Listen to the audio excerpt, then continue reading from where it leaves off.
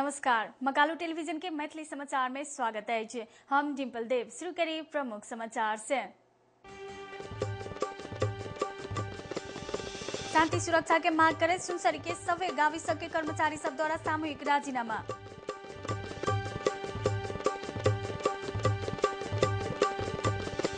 सात बुधम सहमति खारेज भेल त नयाँ सहमति के लेल वार्ता करस कांग्रेस तैयार रहल सभापति सुशील कोइराला के कहब। सुनसरी में अवैध पिस्तौल प्रयोग करनिहार के संख्या बढ़ रहल। सोनापुर से हथियार सहित 2 गोटे पकड़ाव।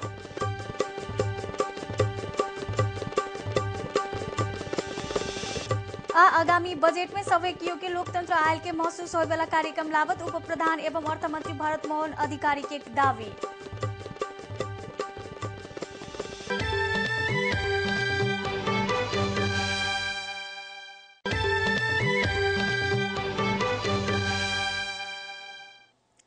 आप मैथिली समाचार विस्तार में। सुनसरी के सभी गाविस के कर्मचारी सब आज सामूहिक राजीनामा देने आए छे। शांति सुरक्षा के मांग रखित 200 से बेसी कर्मचारी सुनसरी के स्थानीय विकास अधिकारी प्रेम प्रसाद भट्टराई के आज सामूहिक राजीनामा बुझेलक। जिला भैर सदर मुकाम इनरवा में भेल संयोग गाविस कर्मचारी सब नाराबाजी सहित बाजार परिक्रमा करैत जिला विकास समिति के कार्यालय पुगैत सामूहिक राजीनामा पत्र बुझेने छल। पूर्वी तराई आ पहाड़ी जिला में सशस्त्र संघर्षरत समूह के बारंबार के धमकी आ चंदा आतंक से असुरक्षित भेल कहत राजीनामा बुझेने कर्मचारी संघ सुनसरी के जिला अध्यक्ष संजीव खटका बतेलखिन। राजीनामा पत्र बुझावैत स्थानीय विकास अधिकारी भट्टराई कर्मचारी सब मांग केने शांति सुरक्षा के विषय में प्रमुख जिला अधिकारी संगे छलफल करत बतेने छथि। कर्मचारी सब एक साता आगुए से हाथ में करिया पट्टी लगा के काम करैत आयल अछि। नेपाली कांग्रेस के सभापति सुशील कोइराला 7 बुधम सहमति खारेज भेल त कांग्रेस नयाँ समिति के लेल वार्ता कर तैयार रहल बतेलखिन। सुनसरी के इटहरी में काल से शुरू होय वाला नेपाल प्रेस यूनियन के अधिवेशन में सहभागी हुए आयल कोइराला विराटनगर विमानस्थल में पत्रकार सब संगे संक्षिप्त बातचीत करैत एहन बतेलक। सभापति कोइराला एमाले आ एकीकृत माओवादी कोठा भीतर बैठ के केने गुटबंदी पूर्ण समझौता मान्य नहीं हैत कहत ई खारेज हुआ पड़त बतेलखिन। नेपाली कांग्रेस सरकार बाहर रहलो पर संविधान लेखन आ शांति प्रक्रिया में सकारात्मक भूमिका खेल तैयार रहल वो बतेलखिन। सरकार में रहल दल सब अपना सब सुधारे कांग्रेस नया सहमति के लेल तैयार रहल समेत वो स्पष्ट केलखिन। सुनसरी के सोनापुर से हथियार सहित 2 गोटे पकड़ाव पड़ल अछि। 2005 के सुनील कुमार लामीछाने आ 2004 के जोगेश्वर शाह 1 कटुआ पिस्तौल आ 2 राउंड गोली सहित प्रहरी पकड़ाव केलक। मोटरसाइकिल में आयल वो सबके चेक जांच के क्रम में पकड़ाव करल गेल सुनसरी के प्रहरी उपरीक्षक भूपाल कुमार भंडारी बतेलखिन। पिछला समय में सुनसरी मोरंग औद्योगिक कॉरिडोर क्षेत्र अंतर्गत के उद्योग सब में तराई में सशस्त्र संघर्षरत समूह सब भारी रकम चंदा मांगत आयल अछि।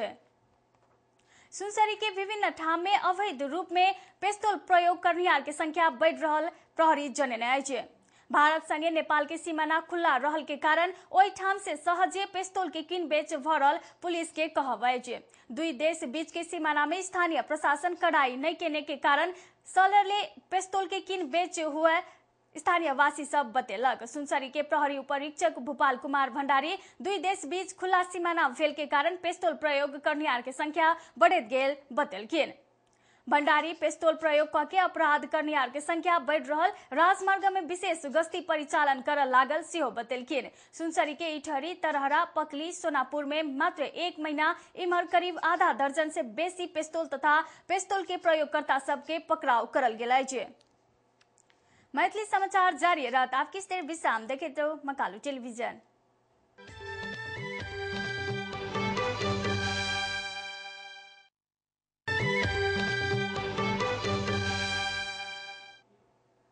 विश्राम के बाद स्वागत है अब बाकी समाचार। उप प्रधान तथा अर्थ मंत्री भरत मोहन अधिकारी आगामी बजट में दलित सुकुम्बासी आ कर्णाली वासी के घर आंगन में लोकतंत्र आयल के महसूस होय वाला किस्म के कार्यक्रम लावल जात बतेलखिन। पोखरा उपमहानगरपालिका के 15 नगर परिषद के उद्घाटन करे अर्थमंत्री अधिकारी से बात बतेलकिन। मंत्री अधिकारी अत्यधिक लोक कल्याणकारी काज के नेपाली जनता के लोकतंत्र के उपहार देवे के सोचाई में सरकार रहल जानकारी दिलकिन। 2062-63 में जन आंदोलन के लावल गेल लोकतंत्र आ गणतंत्र अखन सिंह दरबार भीतरे रहल वो बतेलकिन। मंत्री अधिकारी नेपाली जनता के जीवन स्तर में सुधार, रोजगारी में पहुंच, बाल बालिका के पढ़े के लेल विद्यालय आ खाने पानी के सुविधा द सके त मात्र लोकतंत्र आ गणतंत्र सुदृढ़ हैत उल्लेख केने छथि। अमेरिकी रक्षा मंत्री रोबर्ट गेट्स लिबिया ऊपर भरल आक्रमण के नेतृत्व अमेरिका नहीं केने स्पष्ट पारने आइजे। नेटो सेना के नेतृत्व में कार्रवाई करत खना अरबी मुलुक के लेल संवेदनशील मुद्दा बनत कहत रक्षा मंत्री गेट्स लिबिया में जारी कार्रवाई में नेटो सेना अपन भूमिका निभेने सेहो नेतृत्व नहीं करत स्पष्ट पारने आइजे। अही बीच लिबिया के सैनिक प्रवक्ता सरकार अपन सैन्य दस्तावेज सबके युद्ध विराम कर आदेश देने घोषणा केने आइजे।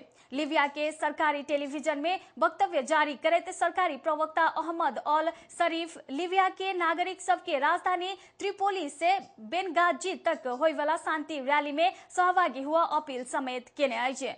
उमर गठबंधन सेना जारी रखने दूसरे दिन के कार्रवाई में कर्नेल गद्दाफी के घर के आसपास बाब अल अजीजिया में रहल घर सब दोस्त वेल अंतर्राष्ट्रीय संचार माध्यम सब जनेने आइजे। मोफसल के प्रतिष्ठित बुढ़ासुब्बा गोल्ड कप फुटबॉल प्रतियोगिता के 13वां संस्करण के तैयारी पूरा भेल आइजे। आयोजक धरान फुटबॉल क्लब के अध्यक्ष सुभाष राय काल से शुरू होय वाला प्रतियोगिता के संपूर्ण तैयारी पूरा भेल बतेलकिन। प्रतियोगिता के उद्घाटन खेल काल आयोजक धरान आ मोरंग फुटबॉल क्लब बीच हैत। प्रतियोगिता में 3 स्टार क्लब काठमांडू आयोजक धरान फुटबॉल क्लब, नामची फुटबॉल क्लब, मोरंग फुटबॉल क्लब, मजदूर शहीद स्मृति क्लब काठमांडू के सहभागिता रहत। तहने Nepal police club, Jhapa football club, Himalayan Sherpa सहरा क्लब पोखरा, सशस्त्र प्रहरी एपीएफ सहित भारत के 2 टीम सीओ प्रतियोगिता में भिड़त। अही बीच मेयर कलेक्शन सेंटर धरान आयोजक धरान फुटबॉल क्लब के खिलाड़ी के लेल जर्सी प्रदान केने आइजे। सेंटर आय पत्रकार सम्मेलन करत 25,000 बराबर के जर्सी प्रदान केलक। अहने बुढ़ासुब्बा गोल्ड कप के लेल आर्थिक संकलन कर संगीत अभियान के तीव्र पारल गेल आइजे। अखन के लेल मैथिली समाचार एतबे जाय प्रमुख समाचार फिर एक बेर। शांति सुरक्षा के मांग करे सुनसरी के सब गाविस के कर्मचारी सब द्वारा सामूहिक राजीनामा।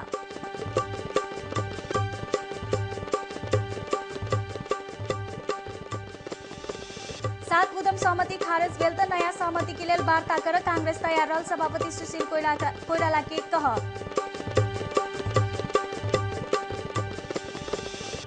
सुनसरी में अवैध पिस्तौल प्रयोग करनिहार के संख्या बढ़ रहल, सोनापुर से हथियार सहित 2 गोटे पकड़ाव।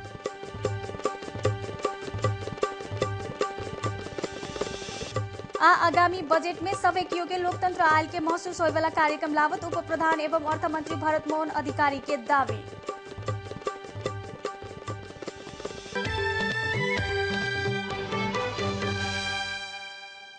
मकालू टेलीविजन के मैथिली समाचार समाप्त भ गेल। देखैत रहू मकालू टेलीविजन। नमस्ते, शुभ रात्रि।